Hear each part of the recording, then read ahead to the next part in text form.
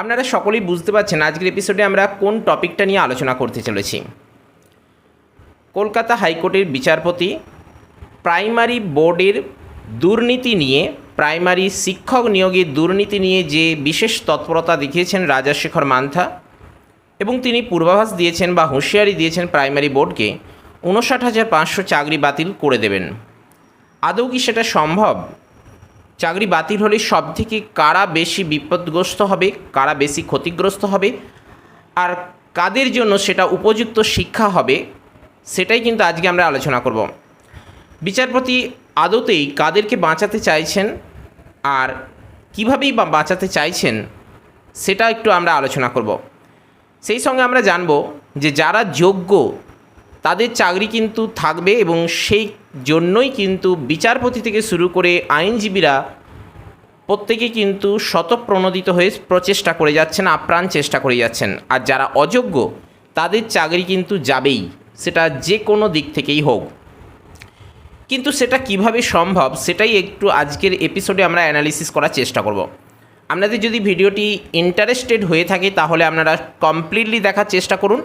আশা করছি আপনারা এর দ্বারা অনেকটা উপকৃত হবেন। আর যদি মনে হয় এগুলো জানার দরকার নেই তাহলে কিন্তু আপনি এখনই স্কিপ করে যেতে পারেন। চলুন ডিটেলস আলোচনায় চলে যাই।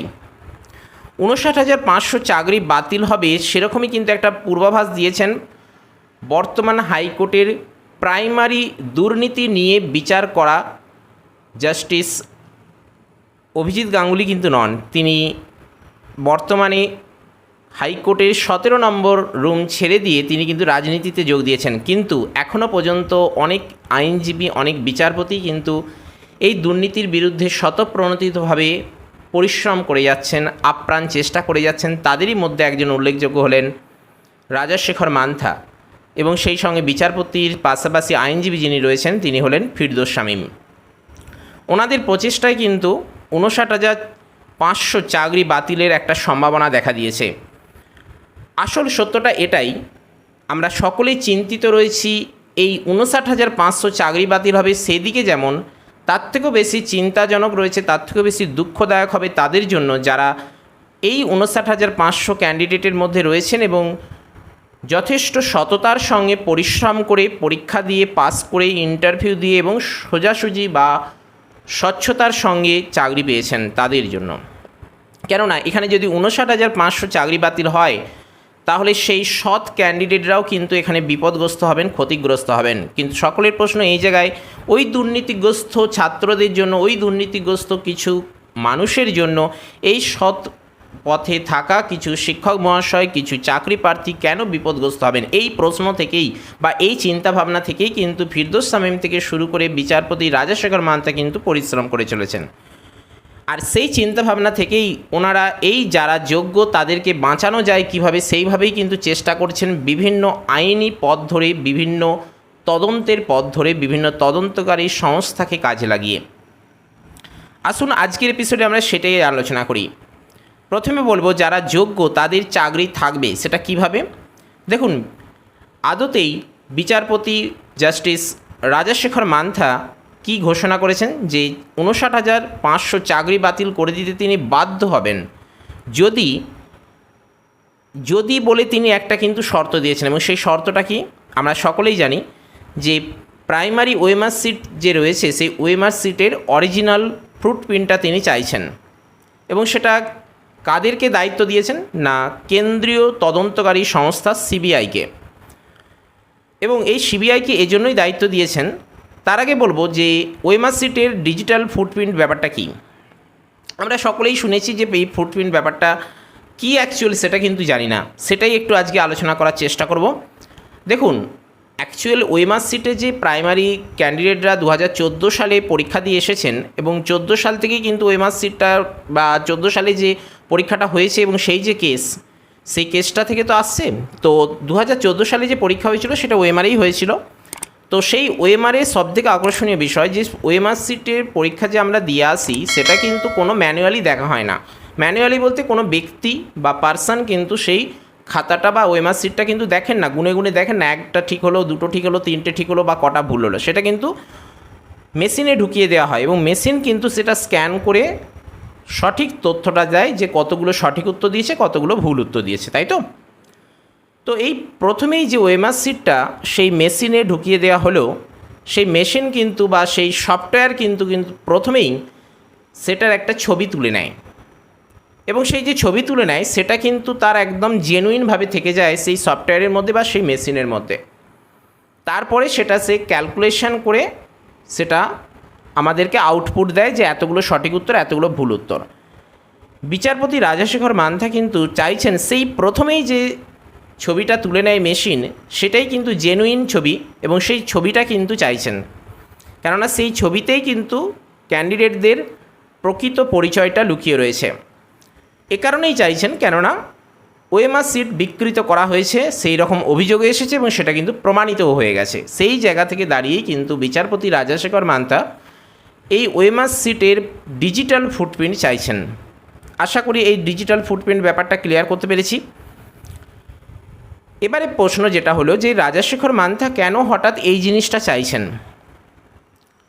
দেখুন, এর আগে যে 9, 10, 11, 12 অর্থাৎ এসএলএসটির যে দুর্নীতি মামলা হয়েছিল 2016-র ওপর, সেখানেও কিন্তু বিচারপতি সিবিআইকে দায়িত্ব দিয়েছিলেন ওই ডিজিটাল ফুটপ্রিন্টটা সংগ্রহ করার জন্য, এবং সেই সিবিআইকে দায়িত্ব দিয়েছিলেন বলেই কিন্তু এনারাও দায়িত্ব দিলেন এ কারণেই এই সিবিআই 9, 10, 11, 12-এর ক্ষেত্রেও কিন্তু এই ডিজিটাল ফুটপ্রিন্ট সংগ্রহ করতে বা সেটাকে উদ্ধার করতে সক্ষম হয়েছিলেন, এবং সেটা সিবিআই থেকে সংগ্রহ করা সম্ভব হয়েছিল গাজিয়াবাদে পঙ্কজ বানসালের বাড়ি থেকে, এবং সেখানে তিনি কিন্তু সেই পঙ্কজ বানসাল 3টে হার্ড ডিস্ক রেখেছিলেন, এবং সেই 3টে হার্ড ডিস্ক কিন্তু সংগ্রহ করতে বা উদ্ধার করতে সক্ষম হয় সিবিআই। সেই সূত্র ধরেই কিন্তু এবারেও সেই সিবিআইকেই দায়িত্ব দেওয়া হয়েছে প্রাইমারির ক্ষেত্রেও সেটা সংগ্রহ করা যায় কি না, বা সেইটা সংগ্রহ করার দায়িত্ব তিনি দিয়েছেন।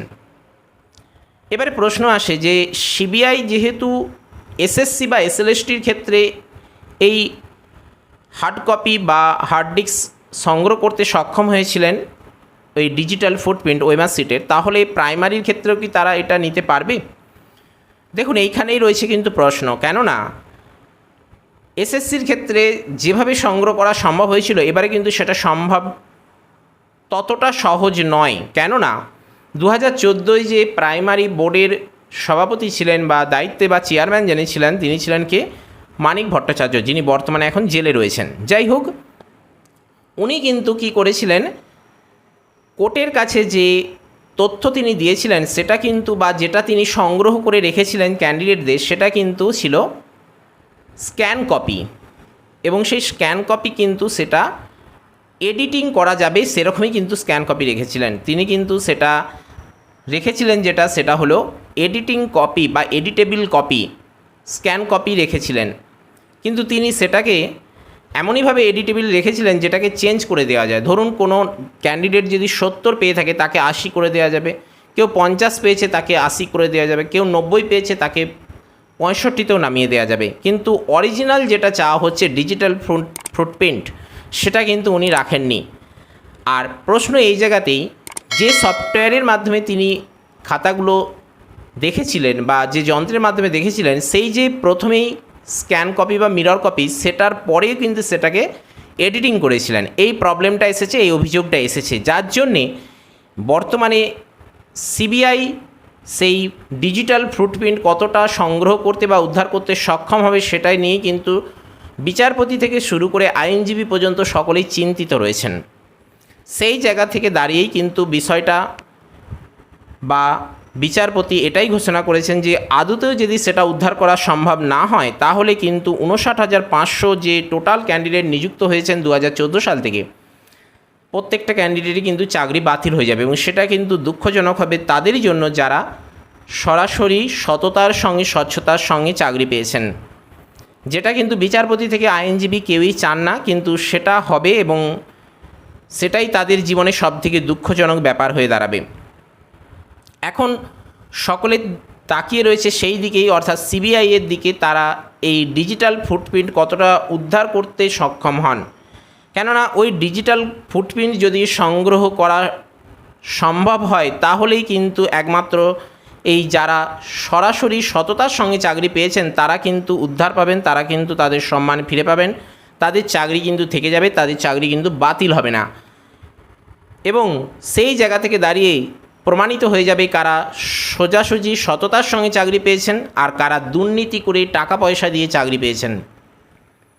এখন যদি ওই সিবিআই ডিজিটাল ফুটপ্রিন্ট সংগ্রহ করতে সক্ষম না হন তাহলে কিন্তু খুবই দুঃখদায়ক ব্যাপার হবে, এবং তাহলে কিন্তু বিচারপতি যে হুঁশিয়ারি দিয়েছেন সেটাই কিন্তু সিদ্ধান্তে পরিণত হবে, এবং সেটাই কিন্তু আমাদের সামনে কি হয় সেটা আমাদের কাছে পরিষ্কার হয়ে যাবে আর কয়েকটা সপ্তাহের মধ্যেই। আপাতত আপনাদের সামনে যে প্রকৃত সত্য বা যেটা অ্যাকচুয়াল ব্যাপার ঘটেছে সেটা তুলে ধরার চেষ্টা করলাম। অনেকেই বিভিন্ন কমেন্ট করছেন যে প্রকৃত ব্যাপারটা কি, বিভিন্ন কমেন্ট আসছে, এবং সেই জায়গা থেকে দাঁড়িয়ে কিন্তু ভাবলাম যে আরও বিষয়টা অনেকটা ক্লিয়ার করে যতটা বলা যায় ততটাই। আপনাদের যদি কিছু তথ্য দেওয়ার থাকে নির্দ্বিধায় কমেন্ট বক্সে জানাতে পারেন। যদি ভিডিওটি ভালো লেগে থাকে তাহলে অবশ্যই একটি লাইক করবেন। যদি ইনফরমেটিভ মনে হয় অবশ্যই প্রয়োজনদের সাথে শেয়ার করুন। আর চ্যানেলে নতুন এসে থাকলে কিংবা পুরনো ক্যান্ডিডেট এখনও পর্যন্ত সাবস্ক্রাইব করে না থাকলেও অবশ্যই সাবস্ক্রাইব করে অল নোটিফিকেশানটি অন করুন, কেননা আপনাদের উৎসাহই আমাদের এগিয়ে চলার একমাত্র পাথেয়। তো চলুন আজ আপাতত এই পর্যন্তই। No more today. দেখা হচ্ছে পরের এপিসোডে। জয় হিন্দ, বন্দে মাতরম।